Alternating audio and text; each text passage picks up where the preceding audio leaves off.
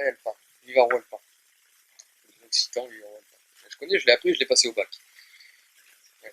J'ai eu 17 sur 20, ça m'a sauvé parce que si j'avais passé l'espagnol, j'aurais eu 3. Et en terminale, j'ai décidé de prendre justement l'Occitan, la langue parlée par mes grands-parents et tout, chez moi.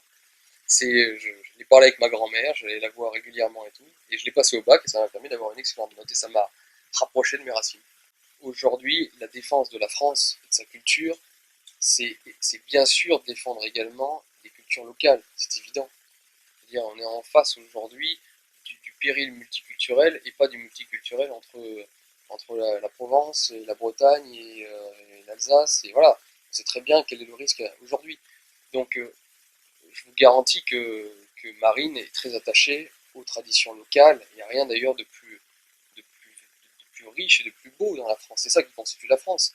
Maintenant, toutes ces régions, toutes ces provinces plutôt, ont un lien entre elles grâce à l'État français. Voilà. C'est pas une invention de la République, vous le savez très bien, vous avez tous lu Tocqueville, vous savez que le centralisme, ça a été fait sous les rois. Toute l'œuvre des rois de France, c'est le centralisme. Pourquoi? Parce que, effectivement, à la base, et ça c'est terrible à dire, mais bon, il faut le dire, la France est une construction.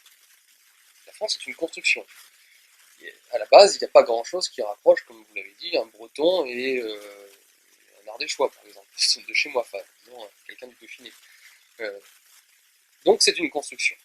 Une construction qui est passée par une centralisation, qui est passée par Paris, mais qui a permis deux choses. Parfois, effectivement, d'écraser les particularités locales, mais également parfois de les promouvoir. Parce que ce qui a permis l'égalité des territoires, ce qui a permis d'enrichir la Bretagne, c'est quelque chose. Il y a encore au XIXe siècle, la Bretagne, c'était une province qui était vraiment, vraiment excessivement pauvre. Et c'est le fait d'être intégré à la nation France qui a permis de recevoir des subsides, qui a permis de développer la Bretagne. Donc il y a des risques, effectivement, dans la centralisation, mais il y a aussi une certaine chance. Et quand on appartient à la France, qu'on a accepté cet état de fait, après on peut se dire, mort la France, je préfère être uniquement breton et tout, mais ça n'a pas de sens.